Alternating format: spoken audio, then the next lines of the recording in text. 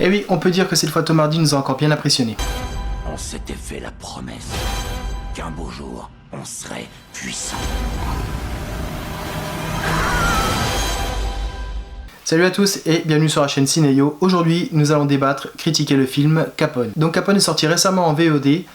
Depuis le temps qu'on l'attendait, et bien franchement, on va le dire clairement, j'étais un petit peu déçu. Nous annonce en 2016 qu'un film sera fait sur Al Capone et en tête d'affiche nous retrouvons Tom Hardy. Donc franchement, quand j'ai su que Tom Hardy allait jouer Al Capone, j'étais vraiment content. T'as fait venir des sbires qui se baladent partout.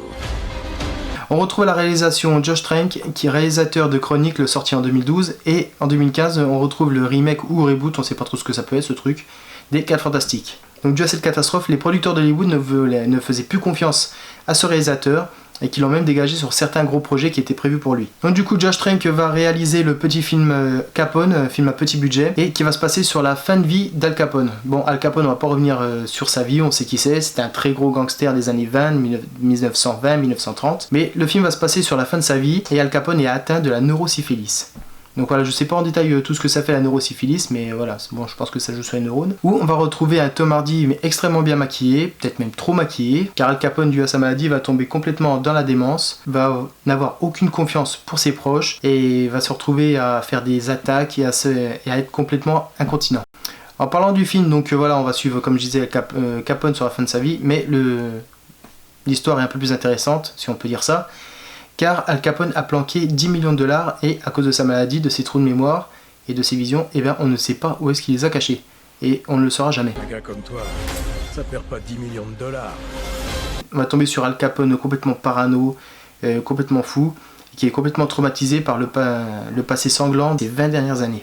Sinon, que peut-on dire du film? Le film est honnêtement un film très moyen. Voilà, on va dire que le film est très moyen.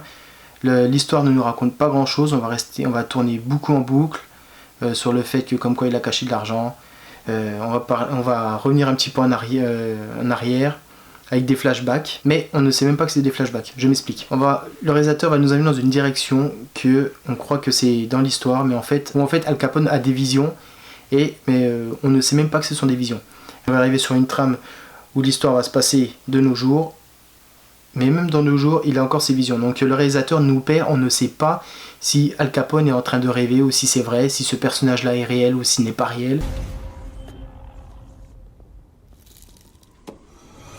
Et bien c'était un gros point négatif de ce film, même si au début ça peut être intéressant, mais tout le long du film comme ça, et bien en fait on ne sait même plus si la scène est vraie ou pas. Donc voilà, on va passer, le film va durer 1h40, on va passer 1h40 à suivre la fin de la vie d'Al Capone, le fait que comme quoi il a les agents fédéraux qui le surveillent encore, qui veulent savoir où est-ce qu'il a planqué les 10 millions de dollars, et du coup on va suivre un Al Capone sur la fin de sa vie qui est vraiment mal en point. Les personnages, il n'y a pas grand chose à dire sur les personnages, je les ai trouvés très moyens, où il n'y a pas de profondeur, il y a des personnes on n'en sait pas plus. Autre personnage que j'ai trouvé un petit peu négatif, le médecin, même s'il joue bien son rôle, j'ai trouvé qu'il c'était pas assez profond. On sait que le FBI veut lui demander qu'il fasse cracher le morceau à Al Capone pour qu'il dise où sont les 10 millions de dollars. Et voilà, il joue une mèche avec eux, mais on n'en sait pas plus. On ne sait pas s'il y a des menaces faites sur le médecin, on n'en sait pas plus. Un petit point positif, j'ai bien aimé Matt Dillon dans le rôle. Bon, je vous en dis pas plus. Non, je peux pas dire grand chose en fait sur Matt Dillon parce que j'ai pas trop envie de vous spoiler tout le film. Donc voilà, si vous voulez voir, je vous conseille. Qu'est-ce qu'on va dire sur Tom Hardy? Tom Hardy est complètement excellent. Excellent pour un film moyen, car voilà, il joue vraiment le rôle à perfection. On l'a déjà vu dans des rôles de gangsters tels que Des Hommes sans loi, dans Peaky Blinders ou dans même Legend. Donc voilà, jouer un gangster, Tom Hardy, voilà, c'est un rôle fait pour lui. À te pavaner comme si t'étais Al Capone. Mais à part que là, j'étais vraiment déçu que Tom Hardy fasse le rôle d'Al Capone sur la fin de sa vie.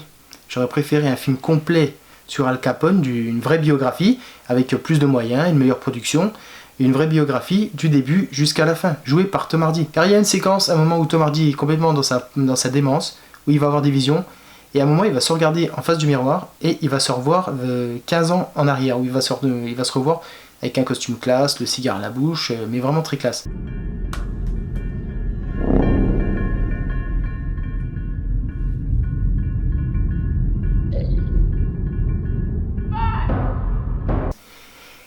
Et ben, quand j'ai vu cette scène, je me suis dit, je veux un film sur Al Capone avec Tom Hardy, mais une vraie biographie. Mais malheureusement, ça ne se fera jamais. Donc voilà, gros point positif, pardon.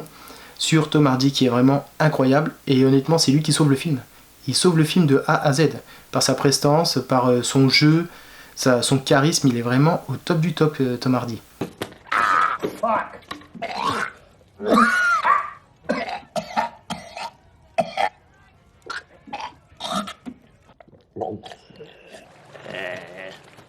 Donc le film est sorti en VOD, il n'est pas sorti au cinéma dû à l'épidémie du Covid-19, et d'un côté c'est pas plus mal, car honnêtement si le film serait sorti au cinéma, il aurait fait un bide total. Comme quoi c'était un film très moyen avec un Tom Hardy excellent, et vraiment, oui c'est vraiment ce que j'ai remarqué quoi. Tom Hardy est vraiment excellent pour un film moyen. En fait on va passer le plus clair de son temps à regarder Tom Hardy sur sa chaise, avec son cigare en train de faire comme ça, avec des plans assez longs, on ne sait pas trop quoi. On va voir Tom Hardy sur sa chaise, avec un beau jeu d'éclairage d'ailleurs, faut dire, en train de regarder une statue, et pendant au moins 30 secondes, il ne se passe rien. Il regarde la statue, des plans sur la statue, des plans sur Tom Hardy, des plans sur la statue, Tom Hardy. Et voilà, et au final, on n'apprend pas grand chose. Je mettrai quand même la note, on va mettre 2,5.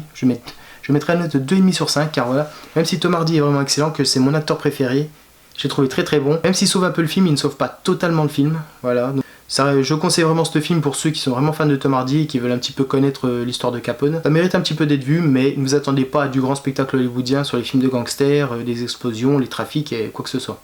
Donc voilà, c'était la fin de cette critique, j'espère qu'elle vous aura plu. N'hésitez pas à laisser un commentaire en bas de la vidéo, à partager ma vidéo, à liker. Et moi je vous laisse découvrir la bande-annonce, soit je vous la mets en fin de vidéo ou dans la description. Donc c'était Yo-Yo et moi je vous dis à la prochaine. Ciao. Un tonnerre d'applaudissements pour notre ami Hal. Hal Scarface Capone.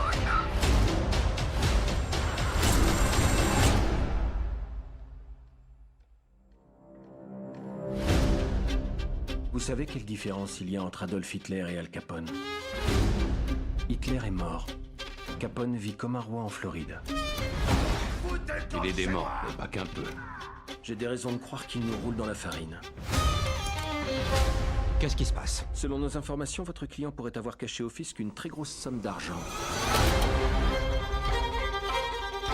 C'est bon, tu peux arrêter ton cinoche.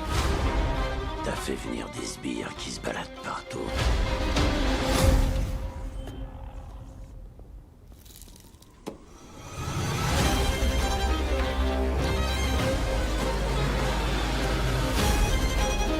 Un gars comme toi, ça perd pas 10 millions de dollars. Je peux peut-être l'amener à me parler. Il va faire un carnage, je vous préviens. On s'était fait la promesse qu'un beau jour, on serait puissant. Ce qui définit vraiment un homme, c'est comment il traite sa famille.